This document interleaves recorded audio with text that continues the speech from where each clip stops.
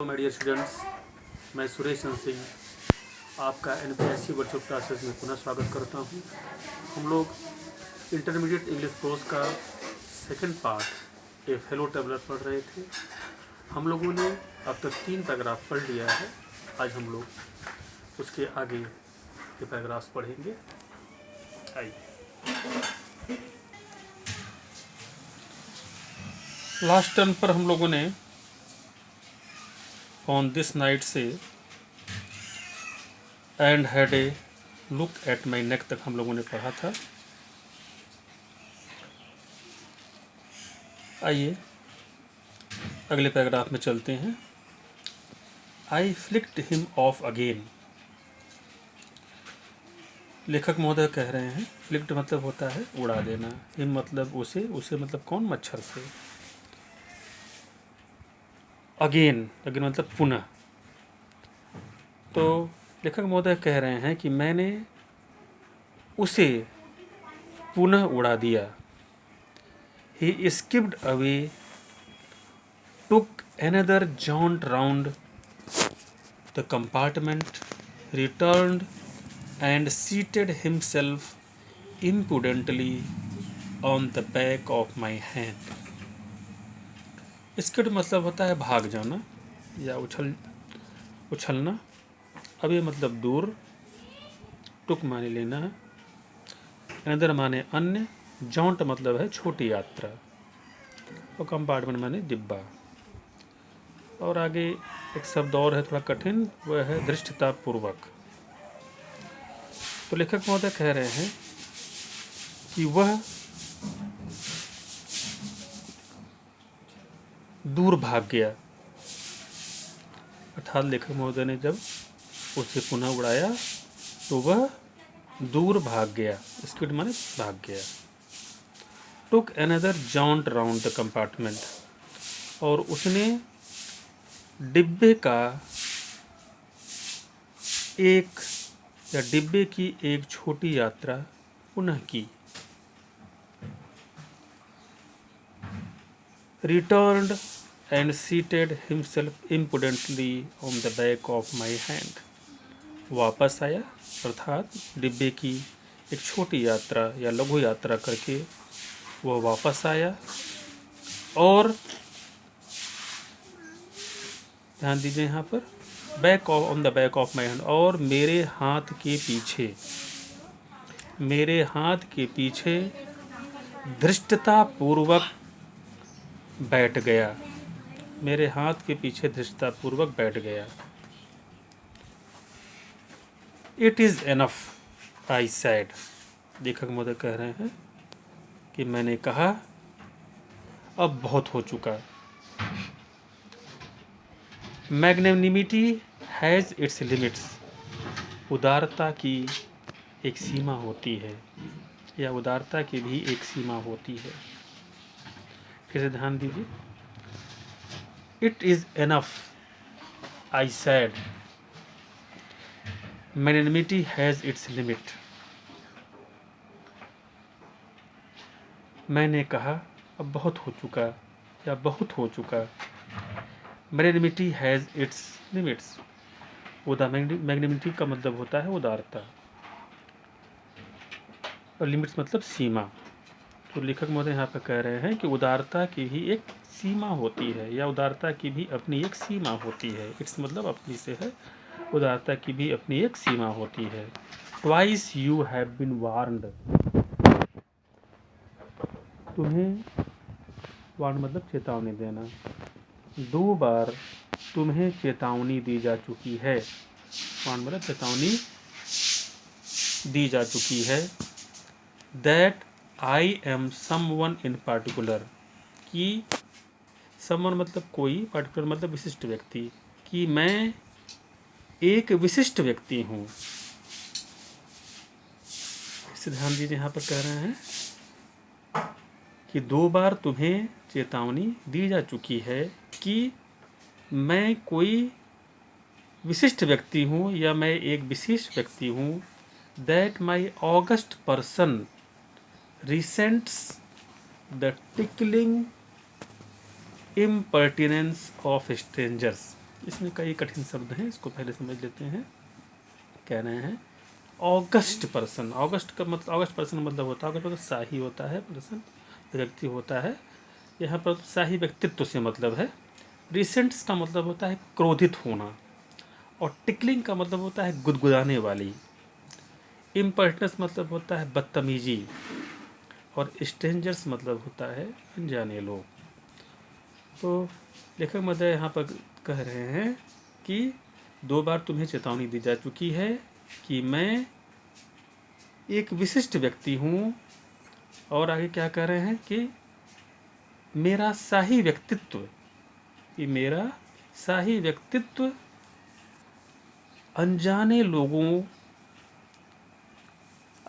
लोगों के द्वारा गुदगुदा देने वाली बदतमीजी से, अनजाने लोगों के द्वारा गुदगुदा देने वाली बदतमीजी से क्रोधित हो जाता है। अर्थात मैं अनजाने लोगों द्वारा की गई बदतमीजी से क्रोधित हो जाता हूँ, या मेरा व्यक्तित्व क्रोधित हो जाता है, या मैं क्रोधित हो जाता हूँ। I assume the black cap. Black cap मतलब काली टोपी। लेखक महोदय यहाँ पे कह रहे हैं कि मैं काली टोपी धारण कर लेता हूँ, अर्थात लेखक महोदय अपने आप को न्यायाधीश बना लेते हैं, या अब न्यायाधीश की भूमिका में आ जाते हैं। तो इसीलिए यहाँ पर I assume the black cap है। इसका मतलब है लेखक महोदय कह रहे हैं मैं काली टोपी धारण करता हूँ, अर्थात मैं न्यायाधीश बन जाता हूँ। आई कॉन्डम्ड यू टू डेथ। कॉन्डम मतलब होता है दोषी ठहराना, डेथ मतलब मृत्यु। मैं तुम्हें मृत्युदंड देता हूँ।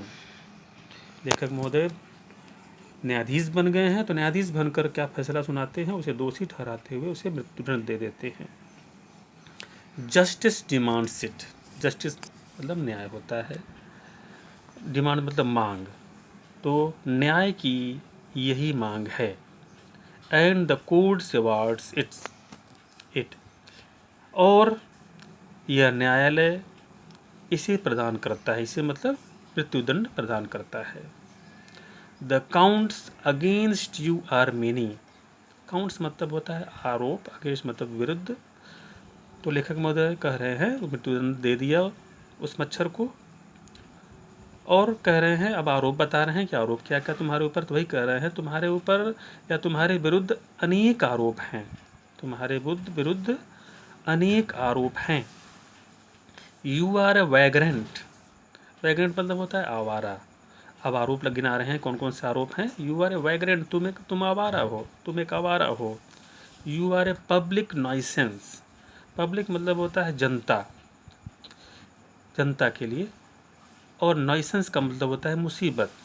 तो कह रहे हैं तुम जनता के लिए मुसीबत हो, यानी जनता के लिए तुम कष्टदायी हो। तुम आवारा हो, तुम जनता के लिए कष्टदायी हो, या जनता के लिए मुसीबत हो। You are travelling without a ticket. तुम ट्रेवलिंग मतलब यात्रा कर रहे हो, विदाउट टिकट और बिना टिकट के, तुम बिना टिकट के यात्रा कर रहे हो। You have no meat coupon. तुम्हारे पास कोई मांस खाने का कूपन नहीं है। मांस खाने से यहाँ मतलब ये है कि मच्छर क्या करेगा, मच्छर का जो भोजन होगा वह लेखक महोदय का खून ही होगा, और खून कहाँ मौजूद होगा, मांस में ही मौजूद होगा। यही चीज़ यहाँ पर कह रहे हैं लेखक महोदय कि तुम्हारे पास रक्त चूसने का कोई कूपन या राशन कार्ड नहीं है। For these and many other misdemeanours you are about to die. कह रहे हैं लेखक महोदय फॉर दीज, इनके लिए, अर्थात जो ऊपर का इन्होंने आरोप गिनाया है उसके लिए, एंड मेनी अदर मिसडिमिनर्स। मिसडिमिनर्स को होता है गैर कानूनी कार्य, और अन्य कई गैर कानूनी कार्य के लिए you are about to die, तुम अब मरने वाले हो। इस लाइन को पुनः समझ लें। लेखक महोदय कह रहे हैं इनके लिए मतलब किनके लिए, जो ऊपर के बारे में कहे तुम आवारा हो, तुम जनता के लिए मुसीबत हो, तुम बिना टिकट की यात्रा कर रहे हो, तुम्हारे पास कोई रक्त चूसने का कूपन नहीं है, इनके लिए। और साथ ही साथ कई अनेक या अन्य गैर कानूनी कार्य के लिए तुम अब मरने वाले हो या तुम मरने जा रहे हो। I struck a swift lethal blow with my right hand. Struck मतलब होता है प्रहार करना, स्विफ्ट मतलब तेजी से, लीथल मतलब होता है प्राणघातक या घातक, ब्लो मतलब प्रहार, और राइट मतलब दाएं हाथ से। तो लेखक महोदय कह रहे हैं कि मैंने अपने दाएं हाथ से एक तेज प्राणघातक प्रहार किया। मैंने दाएं हाथ से एक तेज प्राणघातक प्रहार किया। किसके ऊपर किया? मच्छर को मारने के लिए किया। मच्छर को मारने के लिए एक तेज प्राणघातक प्रहार किया। He dodged the attack with an insolent ease that humiliated me। लेखक महोदय कह रहे हैं कि he dodged, वह चतुराई से बच गया या धूर्तता से बच गया। किससे? इस आक्रमण से। with an insolent ease यानी धृष्टतापूर्वक आराम से, और ह्यूमिलेटेड मतलब होता है अपमानित करना, ये अपमानित होना से मतलब यहाँ पर है। तो यहाँ पर लेखक महोदय ये कह रहे हैं कि वह धृष्टतापूर्वक आसानी से मेरे आक्रमण से बहुत ही चतुराई से बच गया, जिसके कारण मैं अपमानित हुआ या मुझे लज्जित होना पड़ा। इस लाइन को एक बार पुनः समझ लें। He dodged the attack with an insolent ease that humiliated me। He dodged, वह चतुराई से बच गया आक्रमण से, with an insolent ease, धृष्टतापूर्वक आसानी से, या इस अभी धृष्टतापूर्वक को हटा देते हैं। वह आराम से मेरे आक्रमण से चतुराई से बच गया। अब यहाँ आराम में धृष्टतापूर्वक जोड़ा जा रहा है, यानी अब इतनी तेज तरीके से इतना उसको मारने का प्रयास कर रहे हैं, लेकिन वह धृष्टतापूर्वक बच जाता है। इसीलिए यहाँ पर धृष्टतापूर्वक जोड़ा गया है कि वह धृष्टतापूर्वक आराम से मेरे आक्रमण से चतुराई से बच जाता है। दैट ह्यूमिलेटेड मी, जिसने मुझे अपमानित कर दिया या जिससे मैं अपमानित हुआ या लज्जित हुआ। My personal vanity was aroused. Personal मतलब व्यक्तिगत, वैनिटी मतलब गर्व या अभिमान होता है, एरोज्ड मतलब उत्पन्न होना। तो कह रहे हैं यहाँ पर कि मेरा व्यक्तिगत अभिमान या गर्व उत्पन्न हो गया, जाग गया, जागृत हो गया, यानी मेरा व्यक्तिगत अभिमान जागृत होगा या गुरूर जागृत हो गया।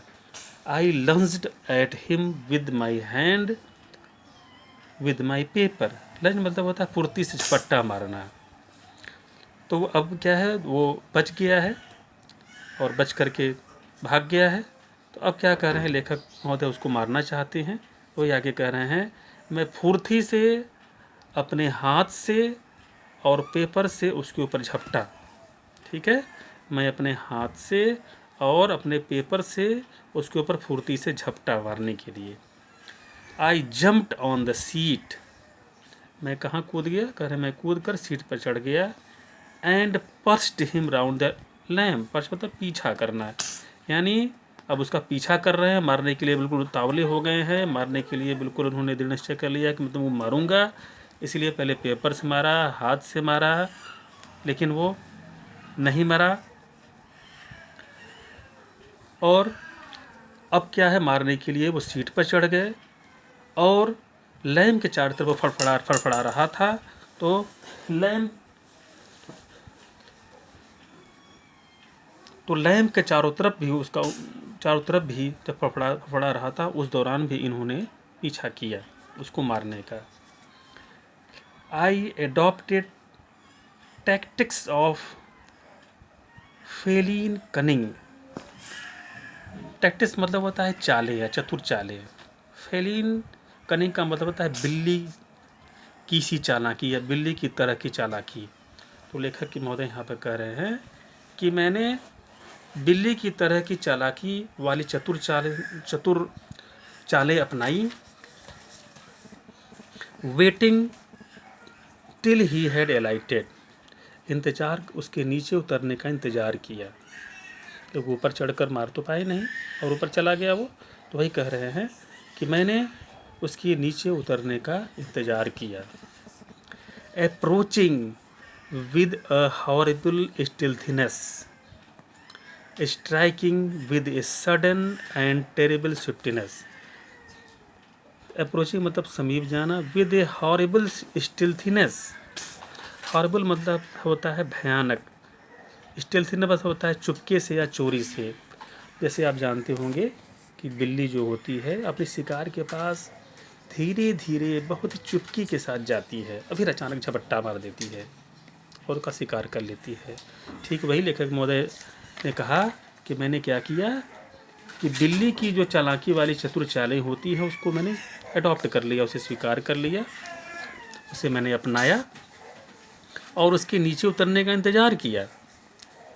और जब वो नीचे आया तो फिर वो क्या करते हैं, उसके समीप जा रहे हैं। कैसे जा रहे हैं? भयानक चुपके से या बहुत ही चुपके के साथ उसके समीप पहुँचे और फिर क्या कर रहे हैं, striking with a sudden and terrible swiftness. Striking मतलब होता है उन पर आक्रमण करना, सडन मतलब अचानक, और टेरेबल मतलब होता है भयानक, और स्विफ्ट मतलब होता है तेज़ी से। और भयानक तेज़ी के साथ अचानक उसके ऊपर आक्रमण किया। फिर से इस लाइन को समझ लें। लेखक महोदय ने यहाँ पर कहा कि यहाँ से देखते हैं, I lunged at him with my hand with my paper. मैंने अपने हाथ से और पेपर से कुर्ती के साथ झपट्टा मारा। I jumped on the seat and perched him round the lamp. मैं सीट पर चढ़ गया और लैम्प के चारों तरफ भी उसका पीछा किया। I adopted tactics of feline cunning. मैंने बिल्ली सी चतुर चालें अपनाई। उसकी waiting till he had alighted, उसके नीचे उतरने का इंतज़ार किया और बहुत ही चुपके से या चोरी से उसके समीप गया और भयानक तेज़ी के साथ या बहुत तेज़ी के साथ अचानक उसके ऊपर आक्रमण किया। तो इस तरीके से ये पैराग्राफ समाप्त हुआ। इसके बाद आपके लिए होमवर्क है कि ये पैराग्राफ जो मैंने अभी पढ़ाया है उसके पहले जो पैराग्राफ है उसको अच्छे तरीके से कंठस्थ करें। लाइन बाय लाइन मैंने आपको समझाया है, समझाने का प्रयास किया है, और इसको लाइन बाय लाइन जब आप समझ लेंगे तो आपको इसके एक्सप्लेनेशन लिखने में कोई कठिनाई नहीं होगी। अगले टर्न पर मैं कुछ पैराग्राफ का एक्सप्लेनेशन भी कराऊंगा और साथ ही साथ इस चैप्टर में जो बचा हुआ पैराग्राफ है इसका एक्सप्लेनेशन भी करूंगा। Thanks a lot, have a nice day.